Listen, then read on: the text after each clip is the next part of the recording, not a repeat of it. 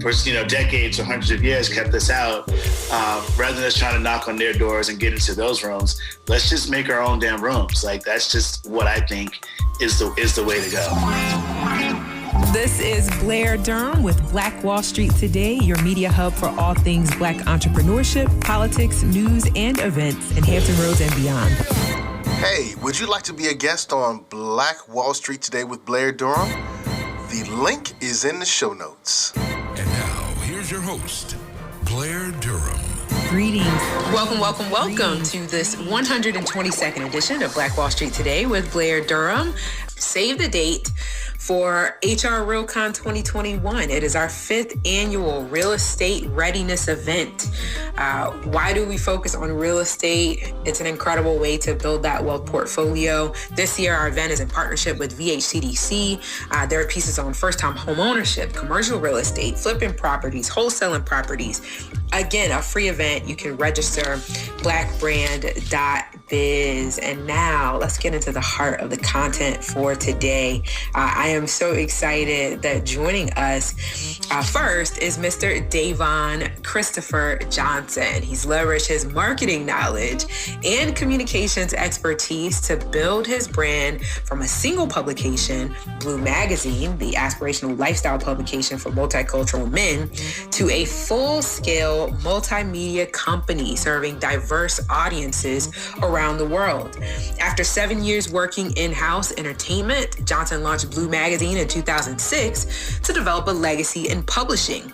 With the experience, skills, and connections he gained in his former roles, he's crafting a media empire with a global reach and a mandate of inclusivity as well as diversity. He's an advocate for the importance of print media, especially in communities of color.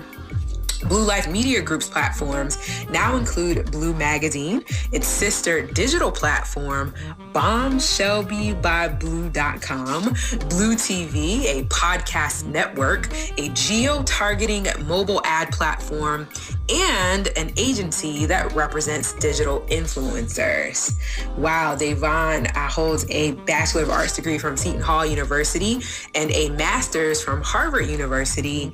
There are so many cool things here. I'm going to allow him to share some of them. Welcome to the show, Davon. How are you? I am well. Thank you for having me. Sorry, my voice is a little raspy. I'm not trying to be smooth. This is just the voice I have today. Not trying to be smooth? Come on, man. Wow. Look, I stopped short of sharing that your career began at Def Jam Records, right? Yeah, I was lucky. Yeah. I mean, I never even had an intern. I mean, I think I graduated on a Thursday, and I think that Monday was my first day on the job at Def Jam in the marketing department. And I was there, at the time of the golden era of hip hop. I mean, it was, Method Man, Redman, LL Cool J, through Violator, Jay-Z, obviously, DMX. We just launched Def Soul, so we had Kelly Price and Drew Hill, and it was a great time and one of the most amazing experiences I've ever had. Besides, obviously, launching my own company, having my own brand, but that experience laid the groundwork for the type of company I wanted to build and the kind of impact I wanted to have over time through the work that I did. Yeah, very, very cool, man. When I saw Mariah Carey on here, Trey Songz, I'm just like, wow. Yeah, so yeah, I saw Atlantic Records when I was over at Atlantic. So yeah, I mean, I worked at Def Jam, Universal Records, and also Atlantic Records. I helped launch a label called Asylum Records.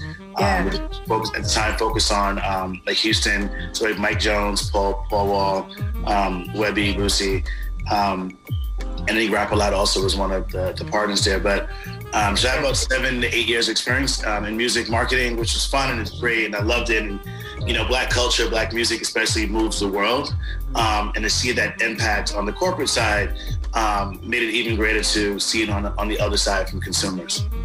Yeah, interesting too. Just with Grammys having just taken place, I didn't even realize they'd happened. I was talking with my daughter this morning, and we were online looking at some of the folks, and I was just thinking, wow, music has changed a lot. It changed a lot, and I think the Grammys might have had their lowest ratings ever. That could be due to the pandemic. It could be due to the cultural irrelevancy of those type of awards. And I think you've seen a lot of artists speak out, especially Diddy, speaking out about the respect of Black culture, and these institutions that have normally not included Black people or made it seem like it was our privilege to be awarded for our talent that is used to make billions of dollars, which is why I think, not just because I'm in Black media, but Black-owned media is so important right now, is that we need to harness, cultivate, and tell our own stories and own that narrative, and also celebrate each other the same way these institutions that have for decades or hundreds of years kept us out. Rather than us trying to knock on their doors and get into those rooms, let's just make our own damn rooms. Like, that's just what I think is the way to go. Yeah, it's an ongoing debate for sure, right? Do we want to be at their table? Do we want to create our own table? Yeah. But I totally get the vantage point. In fact, it's a lot of the reason why we founded Black Brand at Black Wall Street today. It's really creating spaces like these are just very, very, very, very important. So talk about Bleu Magazine a bit. What is it that you launched you started with the magazine. You and I kind of have that in common. I'm just curious to know, what was your thought there, and what's the direction and vision? Yeah, to be honest, when working in entertainment, it was great to be part of a lot of those campaigns and be around those artists, especially the rap artists. However, I knew that, Black men in particular are not a monolith. We're not all the same. For instance, I worked at a label, but I wasn't a rapper. Imagine that. Imagine that, right? Yeah. So I think that the messages that have been put out weren't consistent with the messages that I heard growing up, or even that my friends had heard. Most of my friends didn't aspire to go to the NBA.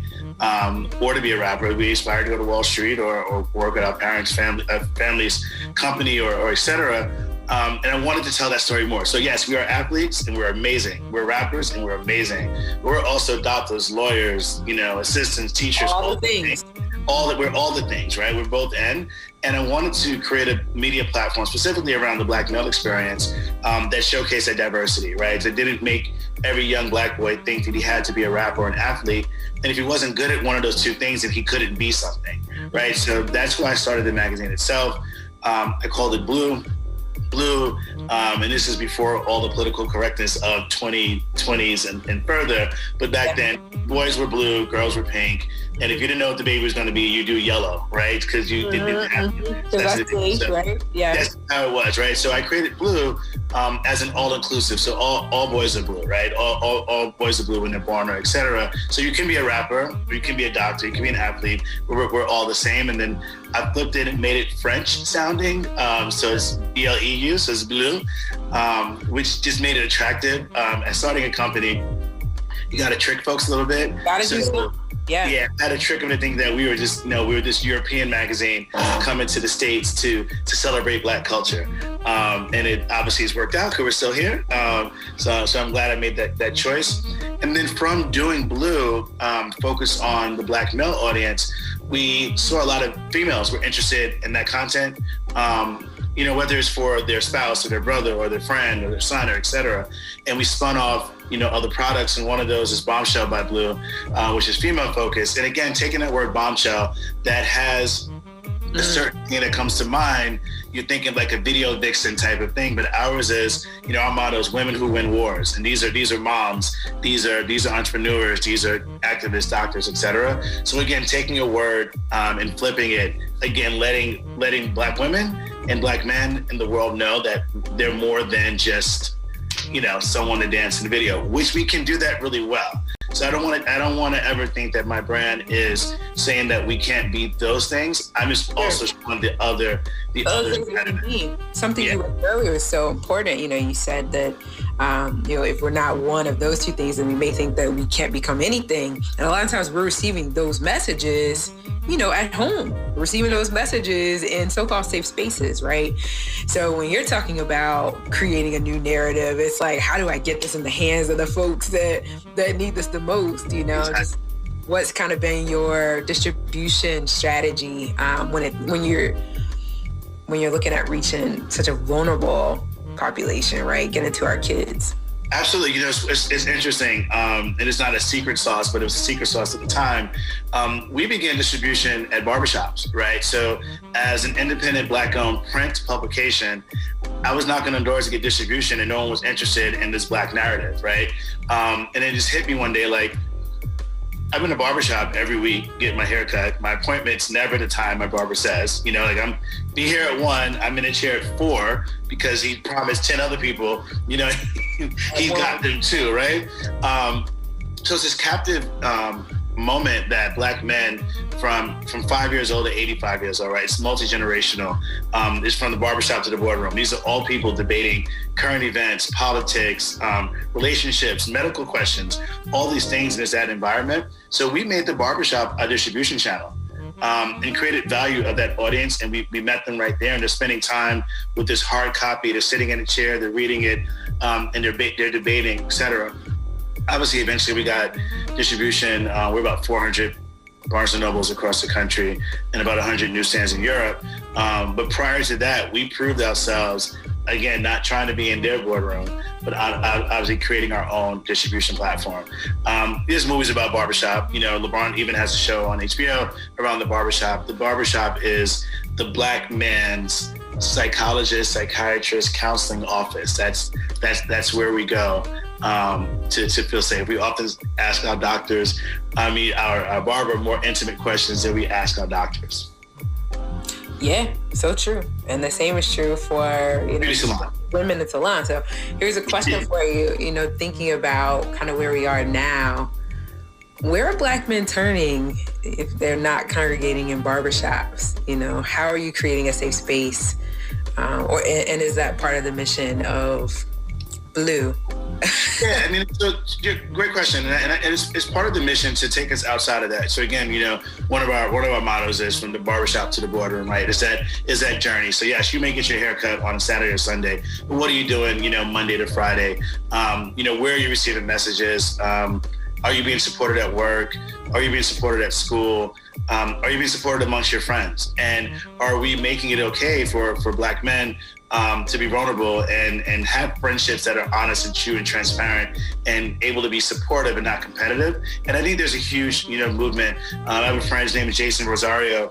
He has a platform called The Lives of Men. He's doing a lot of great work and deconstructing this hyper-masculine tone that has been given to Black men through mixed messaging versus who we are. We are actually, if you bring it back centuries, we're community builders, we're family people. It takes a village because that's a real thing that we were.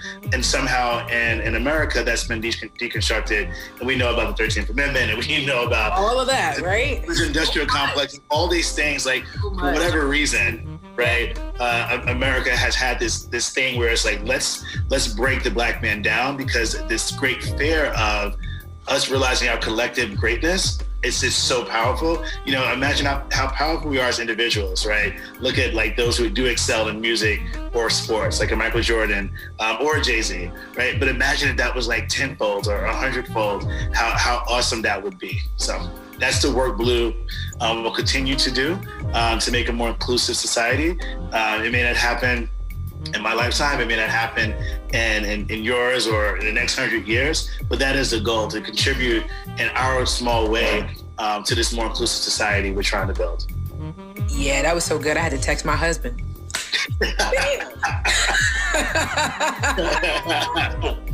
We got about 2 minutes remaining. I would just love it if you would share, how can we connect to the platform? How can we support this effort and get the word out? Yeah, of course. I'm a businessman, so the first thing you can support it economically. You can subscribe to Bleu, and that's Shop Bleu Life. That's ShopBleuLife.com, and you can get a subscription that we deliver to you. You can buy individual, copies from past issues. We have some swag on there. We have some T-shirts. We've done some collaboration. And then the platforms themselves are for women, and it's not really for women because we have a 50-50 viewership on both. It's bombshellbybleu.com, and then it's BleuMagazine.com. And those are our two brands. And obviously you can buy merch and support with your wallet on Bleu Life, shopbluelife.com. shopbluelife.com. That's BLEU. Can we blue? French. Blue. Parlez-vous français? I love it. I love it. Okay.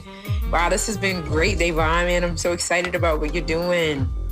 Thank you. And just lastly, if you are a small business, Black-owned business, and you've never had a national print ad in a magazine, we are offering free ad space to Black-owned businesses in the magazine. So you can go to the websites or find us on social media at Bleu Magazine or at Palm Shop by Blue, and you can submit your business to get a free ad in the magazine. Bingo, there it is, Davon. Thank you so much thank you for Blue. Thank you for being here today, and certainly we'll connect again, I hope. Yes, we will. Thank you so much for having me. Appreciate it. Loving the work that you're doing. Hey, this is Seiko, DJ Seiko Varner, but you also know me as your favorite private money broker. So make sure you sign up for HR RealCon 2021. You definitely want to check out the workshops that I'm doing. Wholesaling and private money. Yes, make sure you register for HR RealCon today.